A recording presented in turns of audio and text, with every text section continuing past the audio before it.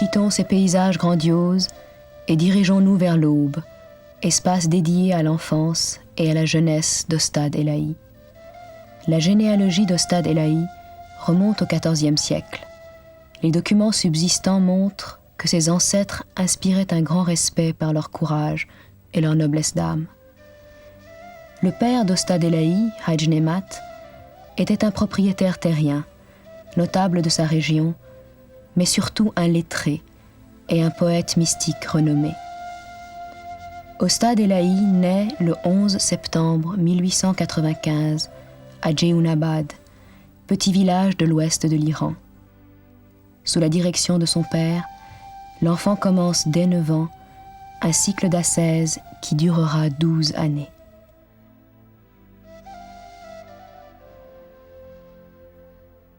Trois vitrines centrales nous présentent des objets caractéristiques de l'atmosphère qui entoura son enfance.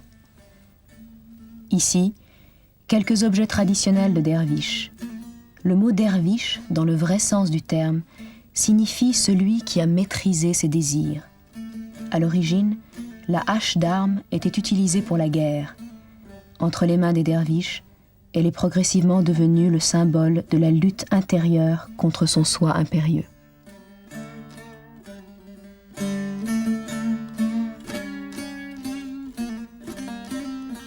Par son vide, la sébile symbolise la purification intérieure et l'abandon de toute égoïté, afin de permettre une réceptivité parfaite à la volonté divine.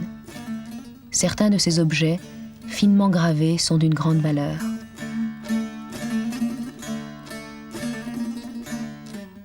La toque, autre accessoire traditionnel, était recouverte du tissu brodé par le derviche lui-même. Les derviches d'autrefois s'étaient vraiment libérés du monde matériel. Ils s'occupaient souvent manuellement pour que leurs pensées ne se dispersent pas. Ils se fixaient un programme d'ouvrages à l'aiguille et d'autres travaux manuels. Les travaux d'aiguille occupaient leurs mains et leurs pensées se concentraient sur le divin.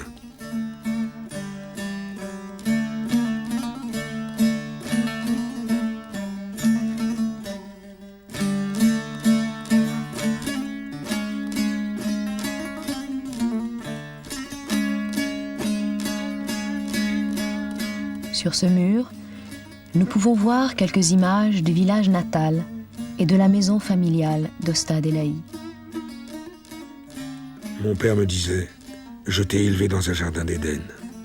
Quand tu regardes au-delà du mur de ce jardin, il n'y a que mensonge et duperie. » Après la disparition de mon père, quand j'entrais dans la vie active, je n'imaginais même pas qu'il fût possible que quelqu'un mente, triche ou fasse quelque chose de contraire à la morale. J'en ai subi de nombreux préjudices.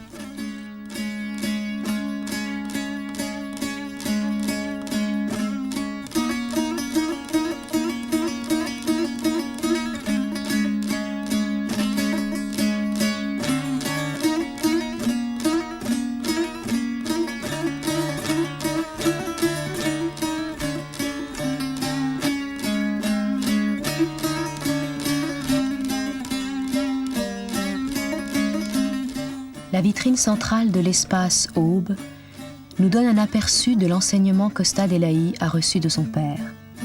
Le grand manuscrit a été transcrit par Ostad Elahi sous la dictée de son père, au moment même où celui-ci en recevait l'inspiration. Il s'agit d'un long poème d'environ 15 000 vers, intitulé « Le livre des rois de vérité ». Il a été édité par l'Institut franco-iranien, dirigé alors par le professeur Henri Corbin. Cet autre manuscrit contient quelques 2000 vers composés par Ostad Elahi durant sa jeunesse. On y trouve ses expériences mystiques, ses dialogues intimes avec son bien-aimé divin et des paroles de guidance.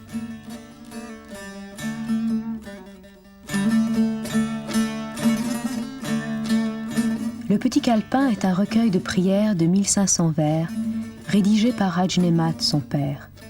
Enfant, tous les jeudis soirs, il le lisait une fois en entier avant de s'endormir.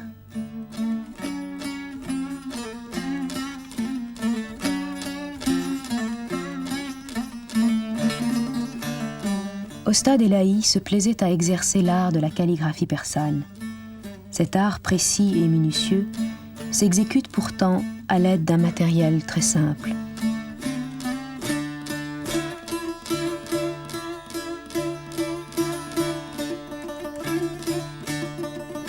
Dans la troisième vitrine, divers objets ayant appartenu à Ostad Elahi.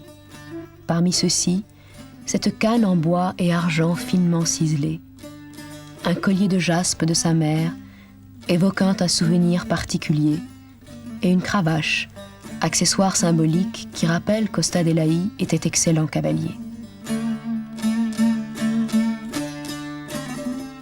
Derrière la vitrine, on peut voir les premières photographies d'Ostad Elahi à l'âge de 26 ans. La photo où j'ai les cheveux longs et porte un turban remonte à l'époque où j'entrais dans ma 26e année.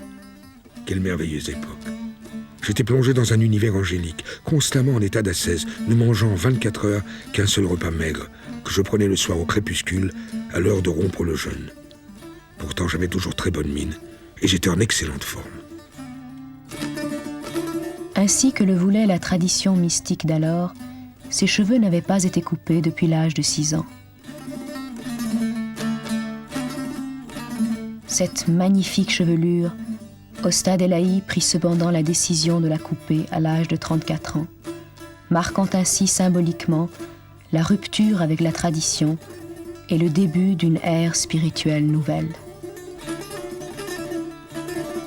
En 1920, peu après son mariage et la naissance de son premier fils, la disparition de son père marque en quelque sorte la fin d'une époque dont Ostad Elahi dira plus tard qu'elle fut la plus heureuse de sa vie. Nous arrivons à la fin de l'espace aube.